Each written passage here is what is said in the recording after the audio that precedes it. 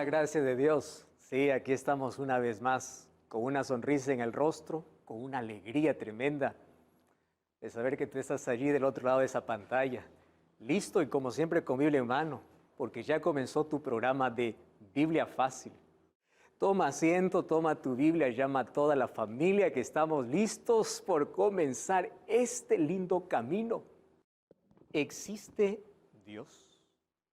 No se trata solamente del incrédulo o de aquel que dice ser ateo.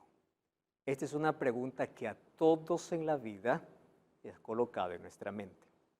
Especialmente en los momentos difíciles, donde nos sentimos solos, donde nos sentimos abandonados, desamparados, donde viene una tragedia inexplicable, donde aparece alguna situación inesperada, uno se siente solo. Y allí viene la pregunta, ¿realmente Dios existe?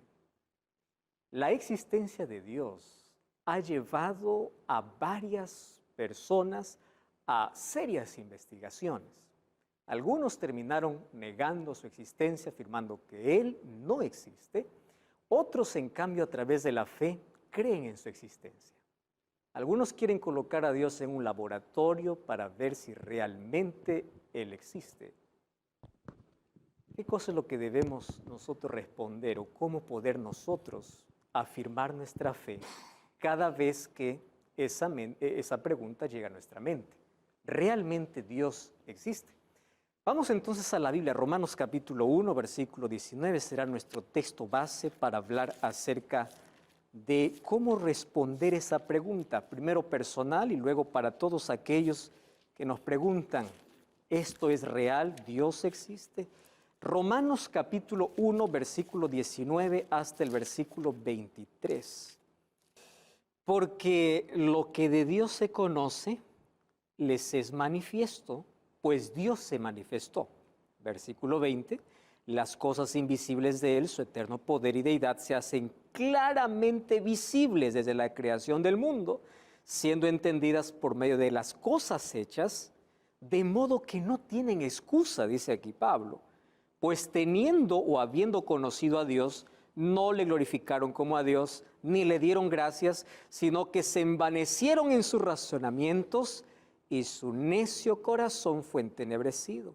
Versículo 22, profesando ser sabios, se hicieron necios. Este es uno de los textos más fuertes donde el apóstol Pablo menciona por lo menos 3 cosas sobre la existencia de Dios. Número 1, Dios no es oculto a la humanidad. Dios se revela a la humanidad. Número 2, el problema está en el ser humano que aún viendo a un Dios que se muestra, entenebrece su entendimiento, buscando explicaciones aparentemente lógicas, no para comprobar su existencia, sino para negar su existencia.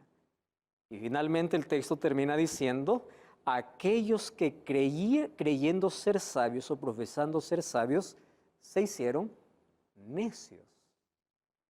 ¿Por qué este texto tan fuerte? Leí una revista científica donde hablaba sobre una encuesta realizada en el año de 1916. Y otra encuesta fue realizada en 1996. Han pasado desde el 16 hasta el 96, 80 años. Y en esos 80 años la pregunta era la misma. ¿Crees en Dios? 40% de los científicos creían, 45% decían no creer y 15% preferían abstenerse de decir si creen o no. ¿Y por qué los resultados fueron lo mismo? ¿Acaso no cambió tanto en esos 80 años? ¿Acaso no avanzó la ciencia? ¿Acaso no hubo más tecnología? ¿Acaso no hubo más descubrimientos? ¿Por qué la gente continúa negando o aceptando en la misma cantidad? ¿Por qué razón? Saben que dentro del mundo cristiano, por lo menos dentro del mundo cristiano, todos creemos en Dios, pero dentro de las religiones que hay en el mundo, hay solo 3 religiones que creen en un solo Dios: cristianismo, judaísmo y el islamismo. Las otras religiones que aparecen en el mundo creen en una multitud de dioses al cual tú puedes recurrir. Sin embargo, hay diversas creencias en relación a Dios. Por ejemplo, ¿existe Dios? ¿Quién es y cómo es y qué hace? Están allí los ateos que dicen Dios no existe. La palabra a significa sin, ¿no? Teo, Dios. Aquellos que dicen Dios no existe y yo no necesito de Dios.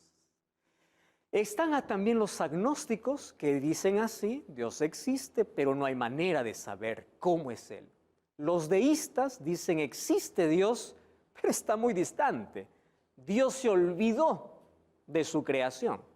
Los panteístas dicen Dios es todo, o todo es Dios. Dios es un ser impersonal. Por eso es que hay tanta gente que va en busca de energía, va en busca de poder, va en busca de Dios, pero no al Dios del cielo. Va a conseguirle una piedra, en una montaña, en una estrella, porque piensa que en todo lo creado está Dios. Dios no es un ser personal, es un ser impersonal que lo encuentro en todo lugar. Y todo lo que puedo ver puede convertirse en Dios. Y el teísta bíblico es aquel que dice Dios existe, es un ser personal lleno de poder, amor y justicia. Lo curioso de todos estos pensamientos es que en nuestra mente nosotros ya hemos pasado por todos ellos. Ustedes saben cuál es el más peligroso de todos. Es el ateísmo religioso. ¿Y en qué consiste el ateísmo religioso? Creer que Dios existe. Sin embargo, en momentos específicos de la vida, Él vive como si Dios no existiera. Y ese tipo de incoherencia hace que, por un lado, digamos, Dios existe, pero me desespero en el problema. ¿Dónde está el Dios en quien yo creo? En algún momento también tuvimos algún pensamiento agnóstico. Es verdad que Dios existe, pero ¿cómo sé que realmente existe? O un pensamiento deísta. Dios está distante. ¿Ya se sintieron alguna vez solos en la vida? ¿Abandonados? ¿Ya sintieron alguna vez que Dios no los escucha más? ¿O que si Dios existe está atendiendo a todos menos al ser humano o menos para ti? Dios está dispuesto a hacer grandes cosas en el pasado, pero para ti no hace nada. Todos esos pensamientos algún momento llegaron a nuestra mente. Ahora el asunto es, vamos a enfocarnos directamente en la existencia de Dios. ¿Realmente Él existe y cuáles son las evidencias? ¿Por qué es que Pablo dice que Él es tan evidente, pero la gente no quiere reconocerlo como Dios? Ustedes saben que dentro del mundo de la ciencia, dentro de los científicos, hay un grupo grande que dice no creer en Dios. Y esto como que se pone de moda, ¿verdad? Se pone de moda en el sentido de si tú eres científico, más o menos el científico es aquel que dice ser ateo. Eso es aquello que te da la brillantez o la sabiduría, es aquello que te da un nivel, un estatus. O decir, soy científico y soy ateo. Qué difícil es decir, soy científico y soy creyente. Y cada vez que aparece un científico y creyente, todos aplaudimos diciendo, wow, un científico creyente. Pero ustedes saben que los mayores hombres de ciencia en la historia eran creyentes. Por ejemplo, vemos a Albert Einstein. Este gran matemático, él escribió lo siguiente: la ciencia sin religión es manca y la religión sin ciencia es ciega. Para él no existía una división entre la ciencia y la religión. Él decía, la Biblia o la religión más bien me ayuda a comprender mejor. Él también decía, el hombre encuentra a Dios detrás de cada puerta que la ciencia logra abrir. Esto me encanta, porque le está hablando uno de los grandes hombres que dio un gran aporte a la humanidad. Y él decía, cuando la ciencia abre una puerta, Dios siempre está detrás. Comprobando lo que el apóstol Pablo decía. ¿Qué cosa decía el apóstol Pablo? Dios es evidente, pero la gente no quiere reconocer a ese Dios. Isaac Newton, en su libro Principia, donde él presenta principios matemáticos de filosofía natural, él escribe así: este maravilloso sistema compuesto por el Sol, planetas y cometas, solo pudo haber surgido a partir del consejo y dominio de un ser inteligente.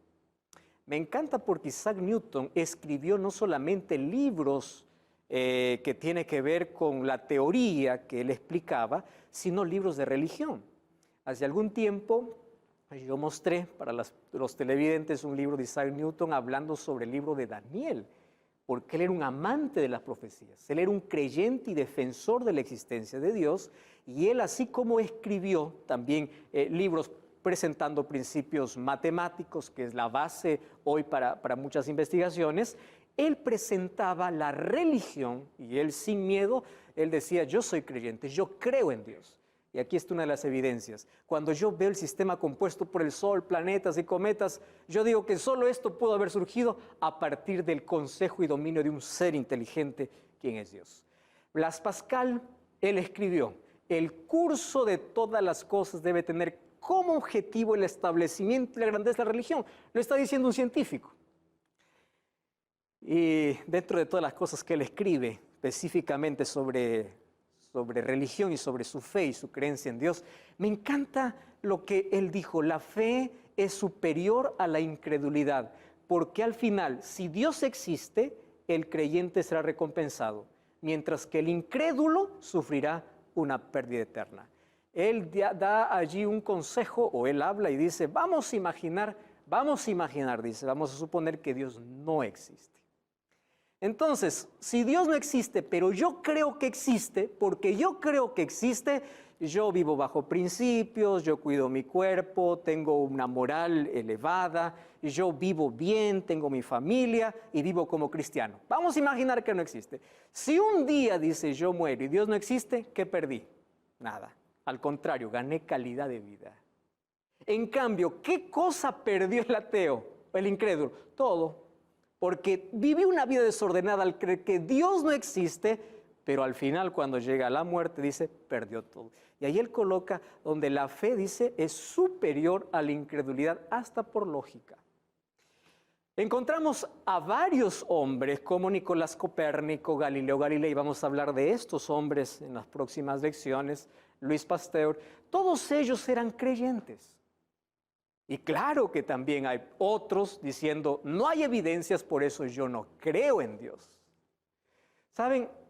Una de las incoherencias de la ciencia tiene que ver justamente por discutir hipótesis y especulaciones y no estar dispuesto a discutir la posibilidad de la existencia de Dios.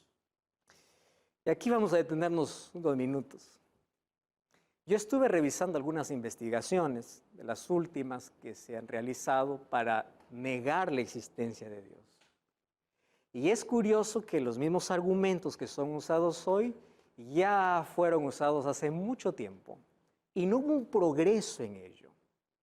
O sea, ellos simplemente continúan bajo las especulaciones. Y aquí viene mi pregunta: ¿por qué después de tanto adelanto científico continúan con los mismos argumentos sin poder comprobar? Pero ahora viene la otra pregunta: ¿yo como cristiano, como creyente, puedo probar la existencia de Dios? Es un asunto de fe. El incrédulo no puede probar, pero el creyente tampoco puede probar, aun que hay evidencias. Pero las evidencias esas evidencias no pueden pasar por un laboratorio para decir: aquí está confirmado, aquí está comprobado. Voy a hablar para jóvenes, por ejemplo, que hoy luchan en las universidades y dicen así: yo no sé qué más hacer con algunos cursos. ¿Por qué? Porque allí, bajo la filosofía o bajo la ciencia, vienen los profesores para decir: aquel que quiere ser profesional y sigue siendo creyente va a continuar siendo ignorante. Esa es una de las premisas que hoy se usan en las universidades. Y hay muchos jóvenes cristianos que dicen: yo no sé qué hacer, yo no sé cómo responder, yo no sé qué evidencias dar. Entonces ahí viene la pregunta: entre argumentos y argumentos que presenta la filosofía, que presenta la ciencia, ¿cómo un creyente puede defender que Dios existe? Entonces vamos a ver algunas de ellas. Me encantó lo que la revista Súper Interesante, hay aquí un artículo escrito por Osvaldo Giajoya, él es profesor de Historia de la Filosofía Moderna y Contemporánea, y él escribió lo siguiente: en el siglo XX, Nietzsche, Marx, Freud, Sartre y otros llegaron a apostar en la muerte de Dios. Ellos se atrevieron a decir que el cristianismo no pasaría de 100 años, que la religión es el opio del pueblo, que la existencia de Dios moriría, o la creencia sobre la existencia de Dios moriría. Porque obviamente se está viviendo la era de la razón, ¿no? Donde la razón fue puesta por encima de la religión. Bueno, y él, que es un profesor de historia de la filosofía moderna, dice así: no es necesario ser un especialista para saber que ese triunfo no se concretizó.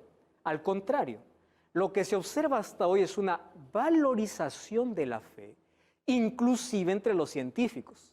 A lo largo de la historia, la relación del hombre con lo sagrado se ha mostrado un lazo extremadamente persistente. Esto fue escrito en diciembre del año 2005. La relación del hombre con la fe o con lo sagrado cada vez es un lazo más fuerte. Está diciendo un profesor de filosofía moderna.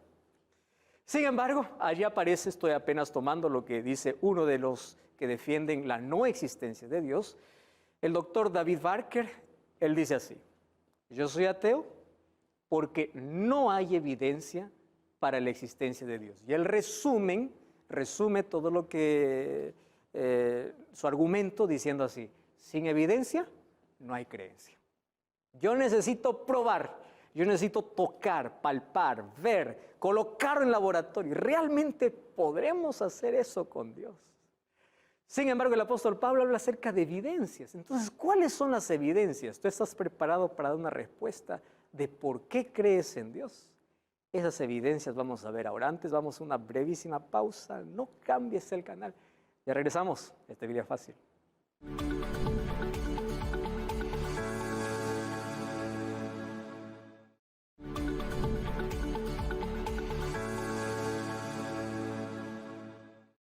Estamos de regreso aquí en Biblia Fácil, hablando sobre la existencia de Dios. ¿Cuáles son las evidencias de que realmente Dios existe? Vamos a las evidencias bíblicas, pero también vamos a los argumentos presentados por hombres de ciencia. Y esos argumentos obviamente también son sólidos y la ciencia respalda. ¿Cuáles son? Vamos primero a los argumentos bíblicos. ¿Cómo sé que Dios existe? Dios se revela de diferentes maneras. Y existen 3 revelaciones indiscutibles, comprobados por los ojos humanos y comprobado por la ciencia, por la historia, por la arqueología. O sea, esto es indiscutible. ¿Cuál es la manera como Dios se revela? A través de la perfección natural. Hay un capítulo donde hablaremos específicamente sobre la creación.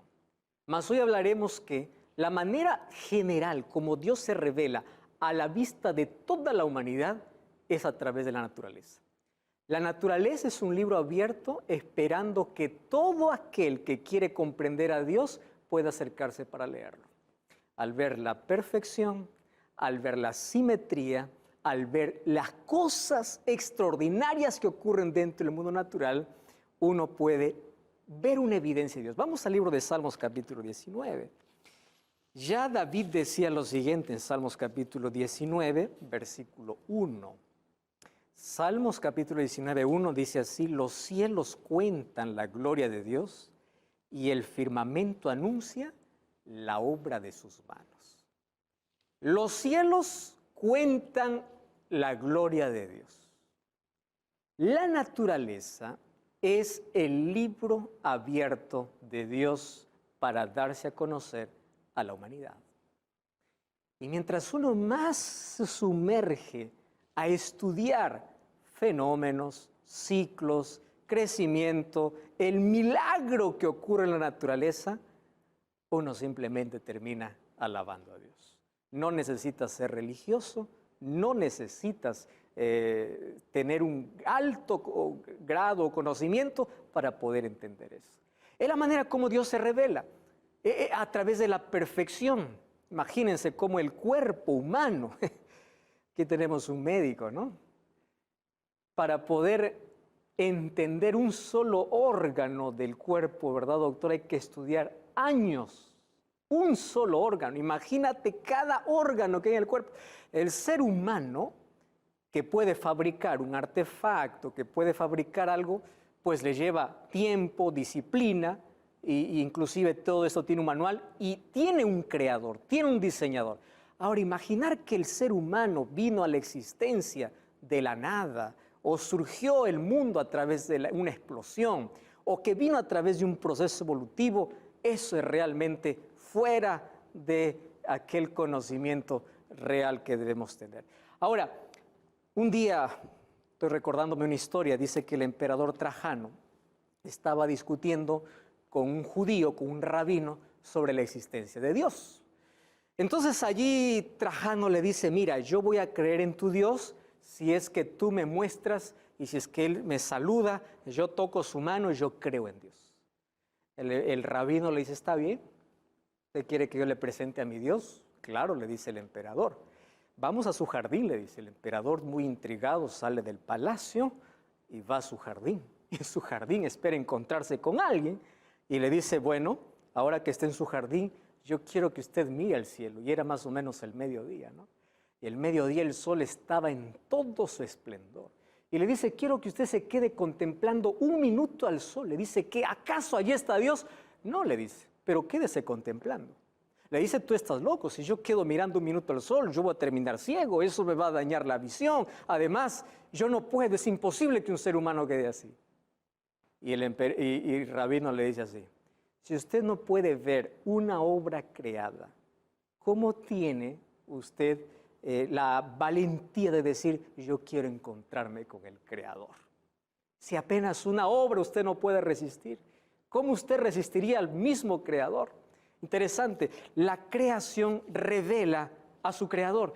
La Biblia es una revelación especial. Hebreos capítulo 1, versículo 1 dice que Dios habló de muchas maneras y habló a través de los profetas, y es que nosotros tenemos la Biblia, ¿no? La revelación especial, donde Dios habla, donde Dios se comunica, donde Dios interactúa con el ser humano. Pero la mayor revelación, la revelación perfecta es Jesucristo. En el libro de Mateo capítulo 11, versículo 27, dice que Jesús vino a revelar quién es Dios. Vamos a ver ese texto, miren. Mateo capítulo 11, versículo 20. Mateo capítulo 11, versículo 27. Todas las cosas me son entregadas por mi Padre. Nadie conoce al Hijo sino el Padre, ni el Padre conoce a alguno sino el Hijo, y aquel a quien el Hijo lo quiera revelar. Cristo es la revelación perfecta de quién es el Padre, quién es Dios. Entonces, la existencia de Jesús es comprobada por la arqueología, es comprobada por la historia. No hay manera de discutir que hubo un Jesús histórico. No existe manera de discutir. La Biblia no hay manera de discutirla. Luego vamos a ver cuáles son las evidencias que la Biblia es un libro sagrado. La naturaleza es indiscutible. Entonces, de esa manera Dios se revela, pero ¿es la única manera? Claro que existen otros argumentos. Veamos, por ejemplo, el argumento cosmológico. ¿De qué se trata el argumento cosmológico? La ley de la causa-efecto. Todas las cosas tienen un origen. Y me encanta esta expresión. Una posibilidad es imaginar una cadena de causas que no tiene fin. Desde un origen, una cadena de causas, pero tiene un origen. Pero otra, una causa primera que no tuvo comienzo. Es fácil ver que las cosas tienen un suceso a partir de un origen. El asunto es cómo apareció la primera causa. Ese es el argumento cosmológico, donde apunta de que todo existe bajo un creador. El argumento teleológico, quien creó este argumento es William Paley. Y me encanta porque William Paley hizo la ilustración simple del reloj. Y él decía así, está bien, vamos a imaginar que el reloj que yo llevo en mi mano, yo vengo para ustedes y les digo así, este reloj no existía, pero llegó a existir cuando en un momento de la historia hubo una explosión. Y en esa explosión el agujero se unió el segundero al minutero, los números se colocaron en orden, todo se fue fabricando de la nada y de pronto apareció en mi mano. ¿Ustedes creen que eso es así? Y él concluye diciendo, si un reloj necesita de un ajuste, de un diseñador, si un reloj que llevas en la mano necesita de un creador, ponte a mirar el universo. El ajuste y la simetría que hay en todo el mundo. William Paley, con esa ilustración, con ese argumento, pues, echó abajo muchas teorías. El mundo revela orden, inteligencia, armonía, propósito, y todo apunta a un diseñador inteligente. Cuando vemos, el mundo es complejo. ¿Saben qué? Miren, aquí estas cosas son interesantes. Hablando acerca de lo que existe en el universo, hablando, por ejemplo, sobre la fuerte fuerza nuclear. Dice así, si la fuerza nuclear fuese 2% más fuerte, solo 2% más fuerte, no tendríamos hidrógeno, ni agua, ni vida. Solo 2%. Si fuese 5% más débil, tendríamos apenas hidrógeno. No tendríamos vida finalmente. Si el Sol estuviese apenas 5% más cerca, solo 5%, o 1% más distante de la Tierra, eso eliminaría toda la vida de nuestro planeta. La perfección, el ajuste, la simetría, todo lo que hay en el mundo apunta ¿a quién? A un diseñador, a un diseño inteligente donde hay un diseñador. ¿Y ese diseñador quién es? Es Dios. Nivel de dióxido de carbono, CO2. Si el nivel fuese mayor, tendríamos un efecto estufa que quemaría a todos. Si fuese menor, las plantas no conseguirían hacer la fotosíntesis. ¿Cómo vamos a creer que todo esto vino de casualidad? Vino como resultado de una explosión, como la teoría del Big Bang. Esta información me llamó muchísimo la atención, hablando acerca de la gravedad. Si la gravedad fuese alterada a menos, miren ese número, un cero seguido de 37 ceros, o sea, el movimiento tendría que ser mínimo. Si la gravedad fuese alterada en ese mínimo, o si tuviese ese mínimo movimiento, el Sol no existiría.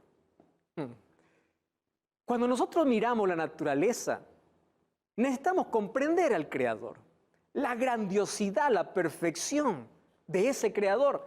Ustedes saben que Alan Sandage, él era un astrónomo y él estudió la teoría del Big Bang. Y él concluye, siendo astrónomo, diciendo lo siguiente: yo era casi un ateo en la juventud. La ciencia fue que me llevó a la conclusión de que el mundo es más complejo de lo que podemos explicar. ¿Qué cosa le llevó a la conclusión? La ciencia. Mientras unos usan la ciencia para discutir la no existencia de Dios, otros ven a través de la ciencia a Dios. Y él continúa, el misterio de la existencia solo se puede explicar mediante lo sobrenatural. Yo creo que es bastante improbable que tal orden haya venido del caos. Tiene que haber algún principio organizador. Y él concluye diciendo así, Dios para mí es un misterio, o sea, yo no puedo comprobarlo científicamente, mas es la mejor explicación que tengo para el milagro de la existencia.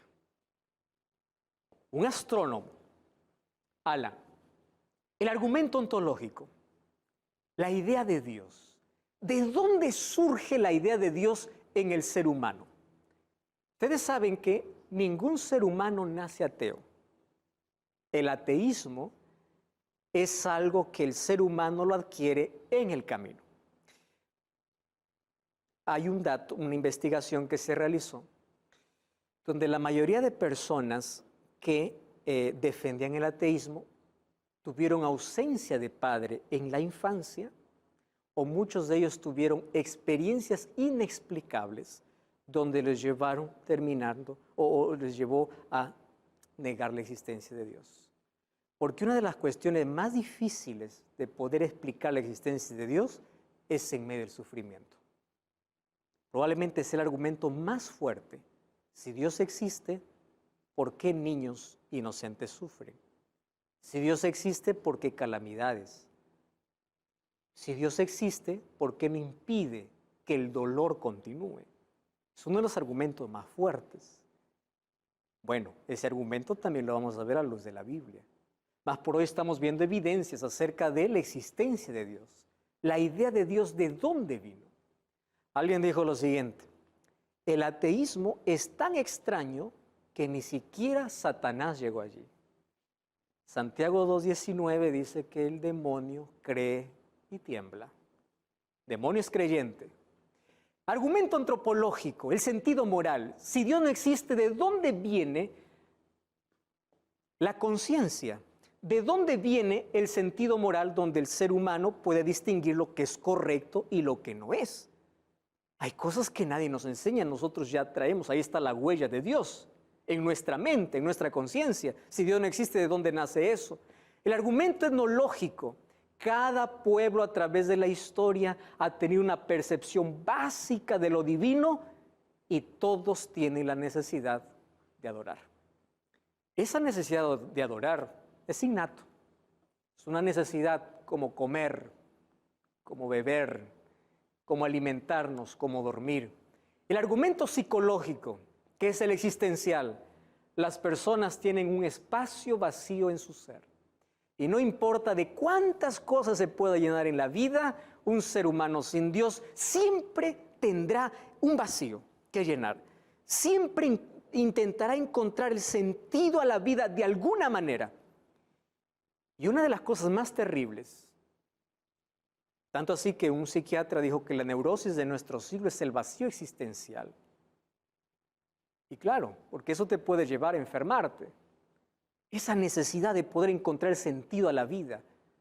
Y parece que cuando lo has encontrado a través de cosas, de títulos, de educación, de objetos, de alguna cosa en la vida, continúa ese vacío. Por eso es que encontramos tanta gente que aparentemente es feliz, aparentemente logra todo en la vida, pero si no tiene a Dios continúa con ese vacío. ¿Cómo se explica el vacío en el ser humano si Dios no existe? El argumento pragmático, que es el transformacional. ¿Cómo yo explico, si Dios no existe, que las personas que creen en Dios son transformadas? ¿Cómo explico la transformación del carácter? Si el carácter no se puede transformar con promesas, no se puede transformar con mi voluntad, ¿cómo explico la transformación humana? Cuando un drogadicto deja la droga, cuando un homicida deja sus actividades, cuando alguien vuelve de su mal camino y es transformado, ¿cómo se explica si no existe un poder sobrenatural y ese poder viene de Dios? ¿Cómo explico lo sobrenatural? La transformación en el ser humano. Ese es el argumento pragmático. El ser humano es transformado.